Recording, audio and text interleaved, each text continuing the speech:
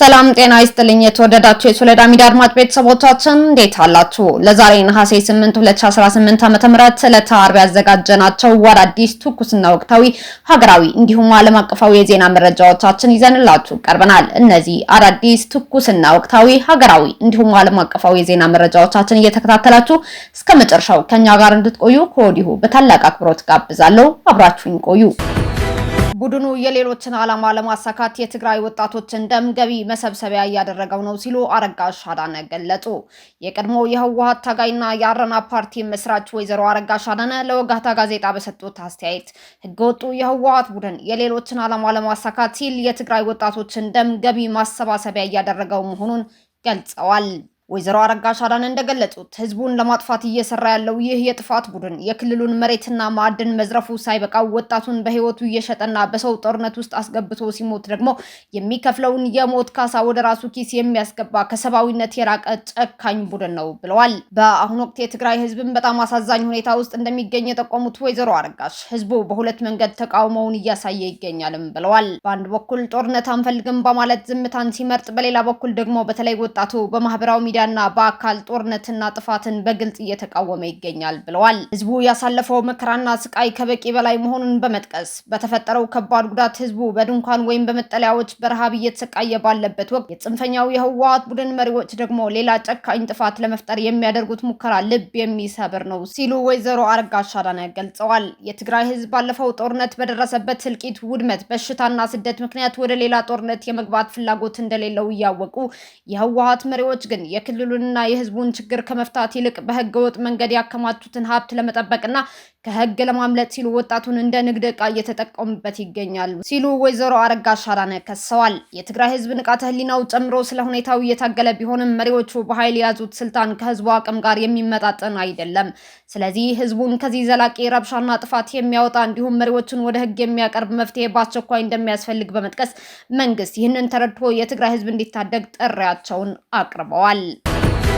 የቀድሞው ህወሓት ቡድን ከውጭ ኃይሎች ጋር መሰረተው የተባለው ጽምዶ የተሰኘው ጥምረት በትግራይ ህዝብ ህልውና ላይ ከፍተኛ አደጋ መደቀኑን የተለያዩ ፖለቲከኞችና የህግ ባለሙያዎች ገለጹ።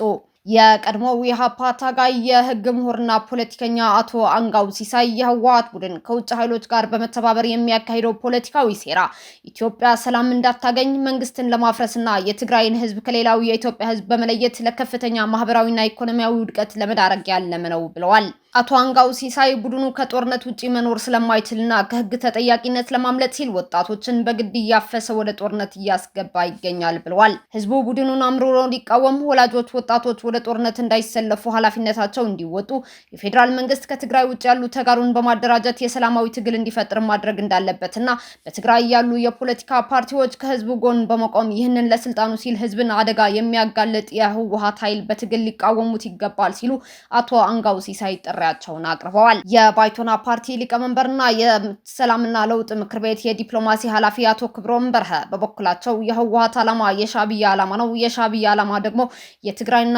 ኤርትራን ህዝብ ማጥፋት ነው ሲሉ ገልጸዋል። ሁለቱም የጥፋት ኃይሎች ህዝቡን አስገድደው ወደ ጦርነት በማስገባት ትምህርት፣ ሕክምናና ልማትን አቁመው በጦርነት የመነገድ አካሄድን እየተከተሉ እንደሆነ አቶ ክብሮም በርሀ ጠቁመዋል። ፖለቲከኛ አቶ መስፍን ደሳለኝ በበኩላቸው ህገወጡ የህወሓት ቡድን በውጊያ ላይ ለማይሳተፉ ወጣቶች ወላጆቻቸውን የሚያስቀጣና ገንዘብ የሚያስከፍል አዋጅ ማውጣቱን ገልጸዋል። የህወሓት መሪዎች ልጆቻቸውን በደህና ሀገራት አስቀምጠው ይህንን ህዝብ ግን ለከፍተኛ መከራ እያጋለጡት ይገኛሉ ሲሉም አቶ መስፍን ተናግረዋል።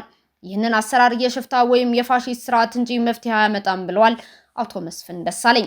አቶ መስፍን አክሎም ይህ የግፍ አሰራር ወጣቱን ወደ ስደት እያሸሸው በመሆኑ ህዝቡ በሰላም መኖር ከፈለገ ይህ ህገወጥ አዋጅና ግፍ በአስቸኳይ ሊቆም ይገባል ብለዋል።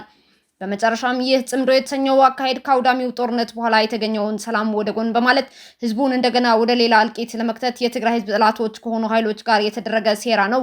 ይህም የፕሪቶሪያውን የሰላም ስምምነት በግልጽ የሚጥስ መሆኑ ፖለቲከኞቹ አመላክተዋል።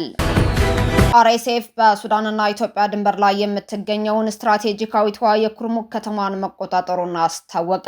በሱዳን የሚንቀሳቀሰው የፈጥኖ ደራሽ ድጋፍ ሰጪ ኃይል አርኤስኤፍ ከየአልቡርሃኑ የሱዳን የመንግስት ጦር ሳፍ ጋር ባደረገው ከባድ ውጊያ በብሉ ናይል ክልል የምትገኘውና ከኢትዮጵያ ጋር የምታገናኘውን ቁልፍ የድንበር ከተማ ኩርሙክን ሙሉ በሙሉ በቁጥጥር ስር ማዋሉን አስታውቋል። የአርኤስኤፍ ቃል አቀባይ ባወጣው መግለጫ ታጣቂዎቻቸው ከሱዳን ጦር ጋር ባደረጉት ውጊያ ከተማዋን መቆጣጠር ራቸውንና በርካታ የጦር መሳሪያዎችንና ጥይቶችን መማረካቸውን ገልጸዋል። የሱዳን ጦር በበኩሉ አካባቢውን ለቆ መውጣቱን አስታውቋል።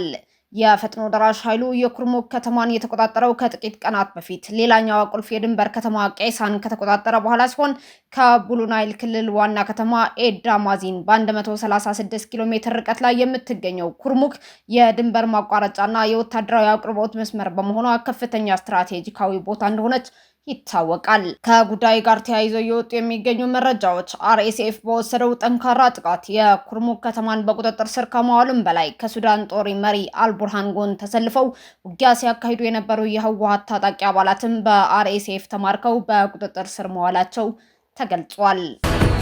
በኬንያ የሚገኘው የደቡብ ሱዳን ኤምባሲ በቤት ኪራይ ዕዳ ምክንያት ተዘጋ።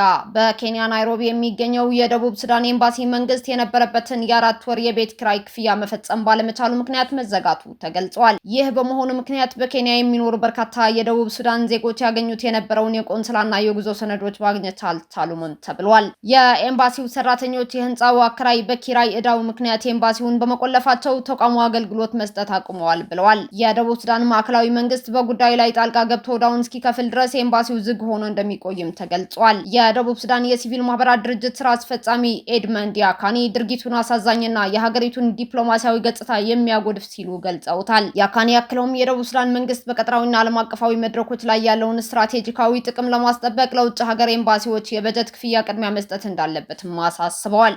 የደቡብ ሱዳን የውጭ ጉዳይና ዓለም አቀፍ ትብብር ሚኒስቴር ባወጣው መግለጫ ግን ኤምባሲው አልተዘጋም ብለዋል። ሚኒስቴሩ የአገልግሎት መቋረጡ የደረሰው በጊዜያዊ ቴክኒካዊ ችግር ምክንያት እንደሆነና ችግሩ እየተፈታ መሆኑን አስታውቋል።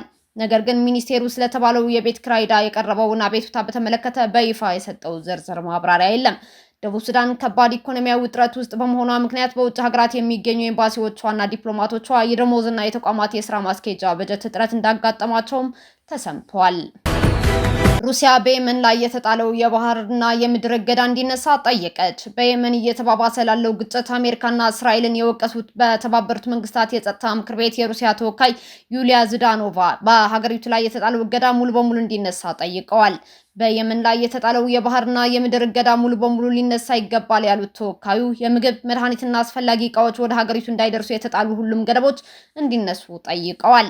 ለጸጥታው ምክር ቤቱ ሀሳባቸውን ያቀረቡት የሩሲያ ተወካይ ዩሊያ በየመን ሰላም ለማምጣት የተደረጉ ጥረቶች ለረጅም ጊዜ መልካም ውጤት አለመምጣታቸውን፣ ግጭቶች ሰፍተውና ተባብሰው እንዲቀጥሉ አድርገዋል ብለዋል። የሩሲያዋ ዲፕሎማት የሰላም ድርድሮች በአፋጣኝ እንዲቀጥሉም ጠይቀዋል። የፖለቲካ መፍትሄ ማምጣት የሚቻለው በየመን ያሉ ዋና ዋና የፖለቲካ ኃይሎች መካከል ፍትሐዊ ጥቅምን በሚያገናዝብ ውይይት ማድረግ ሲቻል ብቻ እንደሆነም ገልጸዋል። ውይይቶቹም ሁቲዎችን ጨምሮ ሁሉንም ዋና ዋና የፖለቲካ ኃይሎች ያካተተ ሊሆን እንደሚገባም ሩሲያ ገልጻለች። እስካሁን አብራችሁን ከኛ ጋር ስለነበራችሁ እያመሰገንኩኝ በሌሎች መረጃዎች እስክንመለስ እንደተለመደው የሶለዳ ሚዲያ ቤተሰብ በመሆን ላይክ፣ ሼር፣ ሰብስክራይብ ማድረጋችሁን አትርሱ። አዳዲስ ትኩስና ወቅታዊ መረጃዎቻችን በቶሎ እንዲደርሷችሁ የደወል ምልክቷን ይጫኑ። ስኬት፣ ድልና ሰላም ለኢትዮጵያውያን። ሶለዳ ሚዲያ